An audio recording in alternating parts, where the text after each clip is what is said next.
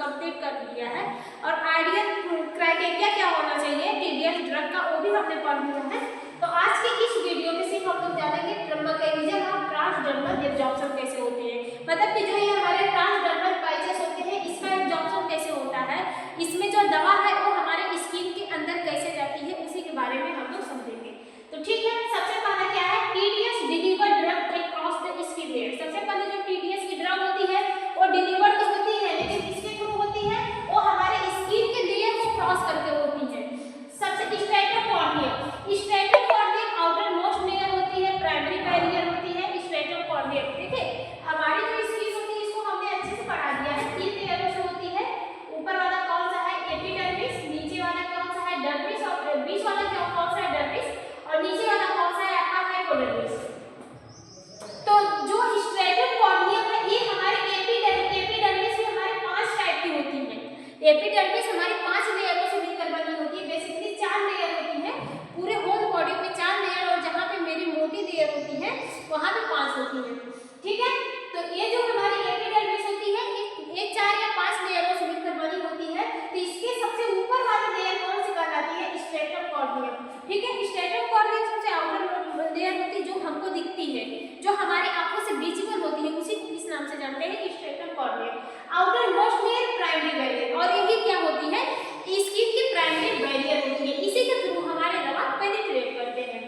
फिर इसके बाद कौन सा आता है एपिडर्मिस। एपिडर्मिस में पैसिव डिफ्यूजन होता है। एक्टिव डिफ्यूजन क्या होता है, पैसिव डिफ्यूजन क्या होता है, इसको हमने अपने वीडियो में पढ़ा दिया है ड्रग डिफ्यूजन, तो बता दे रहे हैं। एक्टिव डिफ्यूजन एक ऐसी प्रोसेस होती है जिसमें हमारे जो ड्रग होते हैं हाई कंसंट्रेशन से लो कंसंट्रेशन की तरफ मूव करते हैं विदाउट एनर्जी। ठीक है, पैसिव डिफ्यूजन में क्या होता है इसमें हमारे जो दवा होती है वो हाई कंसंट्रेशन से लो कंसंट्रेशन की तरफ मूव करती है। जैसे ये हमारे पैचेस है, इस पैचेस में ढेर सारी दवा है और हमारी स्किन है, स्किन में अभी दवा नहीं है, तो ये पैचेस से दवा हमारी स्किन में जाएगी, तो यहाँ से ये दवा हमारी हाई कंसंट्रेशन से लो कंसंट्रेशन की तरफ मूव करती है। इसी को क्या कहते हैं पैसिव डिफ्यूजन। इसमें किसी भी टाइप की कोई भी एनर्जी इन्वॉल्व नहीं होती है। ठीक है, बात समझ में आया। फिर इसके बाद डर्मिस, जो हमारा डर्मिस होता है dermis vascularization layer drug into systemic circulation. ठीक है, इसमें वेस्कुलराइजेशन लेयर होती है जो हमारे इंटरसिस्टमिक सर्कुलेशन से डायरेक्टली अटैच होती है, और इसमें हमारे बहुत बड़ी ब्लड वेसल्स भी होती है जो हमारे सिस्टमिक सर्कुलेशन से अटैच होती है। एपिडर्मिस में जैसे दवा हमारी स्ट्रेटोकॉर्नियम को क्रॉस करके डर्मिस कहाँ पे आएगी एपिडर्मिस में आएगी, एपिडर्मिस से डर्मिस में जब आएगी तो डायरेक्टली हमारे सिस्टमिक सर्कुलेशन में रीच कर जाएगी। मैकेनिज्म ऑफ एक्शन की बात करें तो पैसिव डिफ्यूजन होता है। ठीक है, और फिर इसके बाद क्या है आइटोपोरेसिस होता है, फिर आपका सोनोपोरेसिस होता है।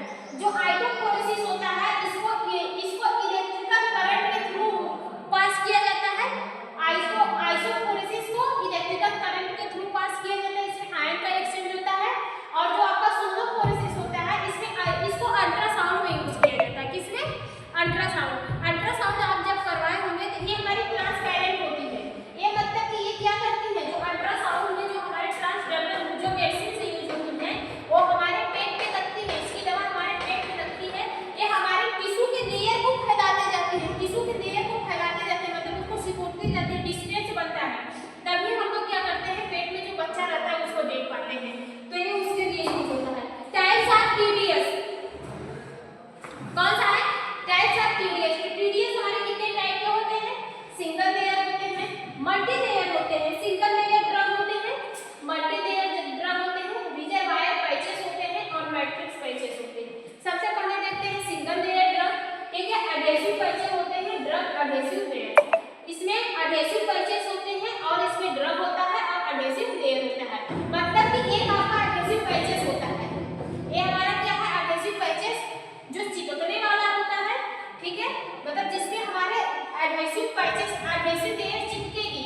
एडहेसिव पैचेस होते हैं, बीच में हमारा गैप होता है, इसमें हमारी दवा भरी होती है, इसमें हमारी क्या होती है दवा भरी होती है, फिर किसी पे हमारे एडहेसिव लेयर चिपक जाते हैं। ठीक है, इसके नीचे से इसके ये हमारी एडहेसिव लेयर है, फिर उसके ऊपर क्या है हमारी एडहेसिव पैचेस है, फिर उसमें क्या भरा है ड्रग भरा है। ठीक है, अब इसी को हम लोग क्या करते हैं अपने स्किन में चिपका देते हैं। ठीक है, बात समझ में आया, इसको अच्छे से बताया गया था। ठीक है, मल्टीपल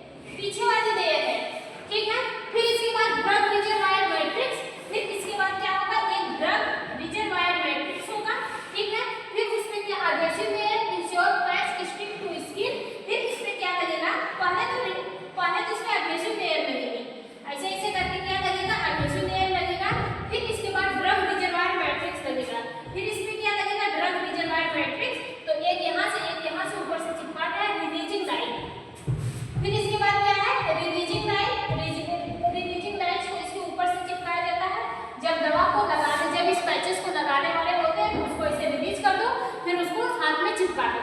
ठीक है, बात समझ में आया? अब देखते हैं, जो वैक्यूम लेयर होती है वो प्रोटेक्ट करती है patch and prevent drug loss. जो पीछे वाली लेयर होती है वो प्रोटेक्ट करती है कि उसमें से दवा हमारे लीकेज ना हो।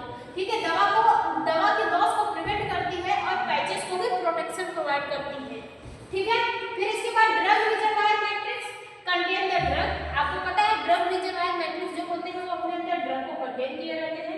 Adhesive layer is your patch stick to the skin. और जो एडहेसिव लेयर होते हैं वो हमारे जो पैच होते हैं उसको स्किन से स्टिक होने में मदद करते हैं, स्किन से चिपकाने में मदद करते हैं। रिलीज लाइनिंग जो होती है रिमूव बिफोर एप्लीकेशन, मतलब इसको चिपकाने से पहले इस लाइन को रिमूव किया जाता है। बात समझ में आया? तो आई होप आपको समझ में आया होगा। फिर इवैल्यूएशन की बात करें तो drug contain uniformly, drug uniform होनी चाहिए। इन विट्रो ड्रग रिलीज, ठीक है, इन विट्रो मतलब बॉडी के अंदर एक समान ड्रग रिलीज होना चाहिए। स्किन परमेबिलिटी स्टडी, स्किन की परमेबिलिटी स्टडी की जाती है कि ड्रग हमारे कितने रेट से परमेट हो रहा है। एडहेसिव प्रॉपर्टी, और जो हमारे पैचेस होते हैं वो पूरी तरह से अडेयर हो रहे हैं कि नहीं हो रहे हैं, ऐसा नहीं कि अभी तो चिपका है फिर बाद में छोड़ दिया है। ठीक है, तो उसकी भी स्टडी की जाती है। स्टेबिलिटी स्टडी, ड्रग की स्टेबिलिटी किस टेम्परेचर पर सेफ रहेगा, उसका पीएच क्या है, ठीक है, वगैरह वगैरह जो भी होता है इन पैचेस की स्टडी की जाती है। एप्लीकेशन की बात करें तो पेन मैनेजमेंट में इसका यूज होता है, मतलब कि एप्लीकेशन अगर पेन मैनेजमेंट इसको चिपका दिया जाता है, इंजेक्शन के थ्रू नहीं दिया जाता है, जिससे पेन मैनेजमेंट होता है। स्मोकिंग एसेशन, जिससे निकोटीन होता है, पैचेस होता है। ठीक है, hormone replacement therapy, hormone replacement therapy में भी इसका यूज किया जाता है। मोशन